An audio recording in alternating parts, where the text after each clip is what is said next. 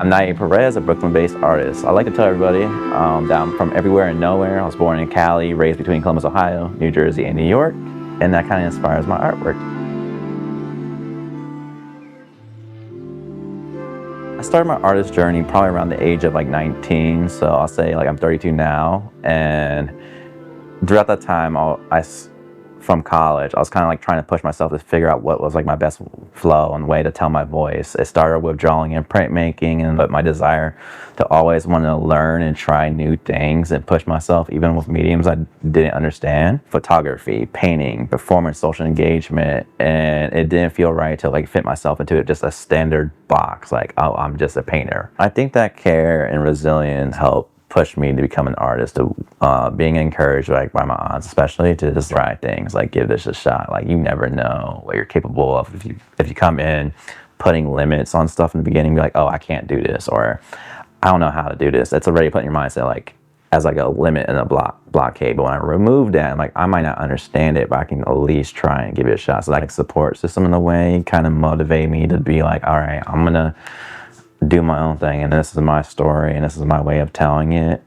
When it came time for like something like college, where I made the big decision to switch from being an engineer to being an artist before my freshman year even began.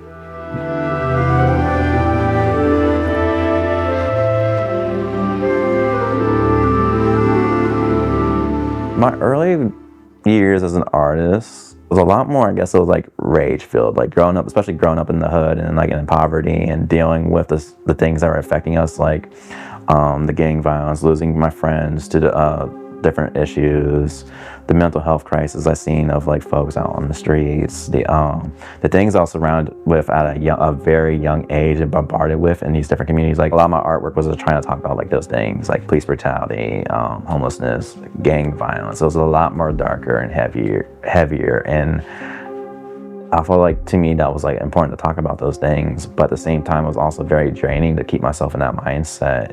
It felt frustrating in a predominantly white institution that like I had a lot of folks who were like doing pushback because they didn't understand those nuances or those experiences, like the black and brown experience made me to be like, I can't do this all the time, and I wanted to push towards like light, and there's more to us than just pain and suffering. There's a lot of care and love, and there's a lot I actually appreciate in my community and home and family that makes us more than just these issues. Like they're still very real issues, but like once I made that leap from like that to where I'm at now with like the stories of like care, resilience, pride, power, I think that was the natural step that came in. The use of mixed media always came off as like a natural evolution in my work. When I wanted to expand upon the ideas of Black presence beyond just like my physical self, of like whether it's like me or my family, I'm thinking about like the memories inherited and the objects in the community and the ground that we step foot on. And sometimes it'll be like a collage tool. So like I'll use it like for like the banana prints or flowers that are oftentimes seen in a lot of my paintings. Like even though this is just a photo recreation, but like these came from like those prints I used for the collage materials. So that came from like, okay, I'm gonna like find these discarded things in the streets of like the neighborhoods of like Harlem and Bed-Stuy, whether it's like the little discarded cigarette boxes or the inheriting like the old school like Vibe and XXL and Source magazines I use as my collage works, or pulling from those photographs. And then like the sand coming from like the land itself was very important to me. For some of it was like the roots and ancestral lineage, having like the sand come from like Haiti and different like beaches there, and like and then over time I was like, okay, I want sand that comes from like, if it was a New York piece, I'm gonna get the sand from like Coney Island or Orchard Beach or Howard's. I eventually layer into my artwork to expand upon that Black presence, adding that significance, whether it's like spiritual, physical, or that mental embodiment.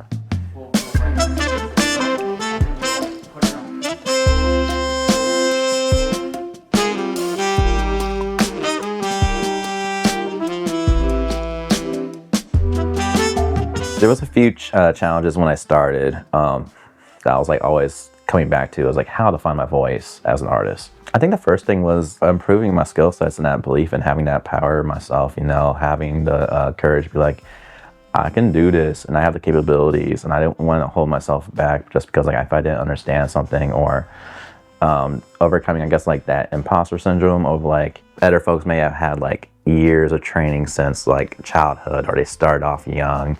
I was starting off kind of late at the age of 19, trying to figure things out as an artist, finding my own voice. So that was me, and I wasn't being like, oh, he's a baby Basquiat or baby Kehinde. Like I know a lot of artists like to copy because like they have like their like a certain limited knowledge of artists that came before them, and be like, oh, I'm gonna replicate their work. And to me, I always felt like that's kind of like their voice and their spirit and stuff like that, but like it's not necessarily my voice. And for me, I was like, once I found my voice, then my work can move forward to be like, this is an IA and this is what I want to tell, and this is how I tell my story. And there was a lot of sacrifices I had to make. Some of it was financial. Art is expensive, and it's a privilege that some people don't get to be able to pursue, and it holds back their careers because they might not have the supplies and resources. Some of it was discipline, where just like, you know, all my friends were going out to the club and stuff like that. There was times I had to hunker down and be like, okay, I need to like chill out, lock myself in, and get the job done for like these paintings so it can be like the best quality. And if that meant that like, hey, I can't go out to the club or go kick it and stuff like that, I had to make that kind of sacrifice too. But it was also like a balance, being like making sure I still had an adult life that was active and full, and I wasn't trapped in work mode anymore, and trying to navigate that through school helped prepare me for like after school as a full-time artist. The very first piece I was actually able to sell was for my thesis show in college. We had to graduate. In my final semester, I made like one particular piece. It was a mixed media piece. That was a culmination of all the different things I learned over the years: printmaking, drawing, painting, and digital and photography used to make this one piece. So it was like the predecessor to where I'm at now. And I remember I went to drop the piece off for the gallery space at the Toledo Museum of Art CBA gallery. And as I'm walking out, one of my professors who also worked in the museum stopped me, and he was like, "That piece, I want that. How much is it?" And I was like, "Oh, okay. Well, it's gonna be at least $1,000." He's like, "Oh, that's not a problem at all." And I'm like, "All right." I had to step down. I was like, "Okay, $1,250." And he was like, "Bet. Give me the certificate and the paperwork. I'll sign off and send you a check." And from that moment, I was like, well, if that was like the first major sale, I know what I'm capable of, and I know how to set my prices, and that my work is worth this much. So I came in later on selling pieces for like $800, $300, and eventually now I sold like work for like $10,000 over the years, and that kept me going. That like my work was worth something, and that was capable to be on people's walls and stuff like that. I remember as like one little girl was standing in front of my painting of like this mother like braiding this one girl's hair. She didn't really say anything to me, but like she didn't need to. Like her taking the time, and she was just invested in that piece. That's like, to me, that meant a lot, because it was just like all the adults tell me like, oh, your artwork is beautiful and amazing. That's one thing, but for like a young person to like see something in my work and to feel the love and care and inspire, that's like, that hits me a little bit harder at times. And that was like one of those moments was like, yeah, this is it. Was there like growing pains and a lot of mistakes? There sure was. Sometimes I was super frustrated during times where like the money was slow and there was a lot of uncertainty, like maybe I can't do this. But each moment where something kicked in, I was like, okay, I know what I'm capable of, and we're gonna get through these trials and errors. And remember that like I am still human. That keeps me going. Even there's times where like I'm stressed out, I'm like, I know what I'm capable of. And even then, I'm like, there's no shame in the game if I have to like step aside and like pick up a side job real quick, if it means I can continue doing what I love. And I'll never regret that decision of going a full-time artist from it's supposed to be an engineering kid at the University of Toledo. Now, moving forward, I was like, I just want to continue pushing that medium and exploring and being like, telling my story always and making sure it's accessible and seen by my community beyond just galleries and museum spaces. And of course, I want a museum show. Like if I can get into the Brooklyn Museum of Art or the MoMA, that'd be great.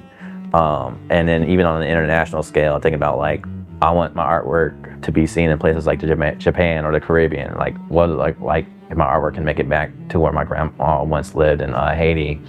And those are like some of the goals now, is like how I want to continue and push myself in other places. Don't let your doubts and fears like hold you back. I know it's okay to be nervous and scared, because like even I have those feelings come up all the time, but just like, you know, we're going to make mistakes and we're going to figure things out. It went back to what I said earlier about like if you put a limiter on like what you're capable of doing, it's going to hold you back, of course. But it'd be like, hey, I might not know how to do photography, but I can learn how to do photography. I might not know how to paint with this material, but I'm gonna give it a shot.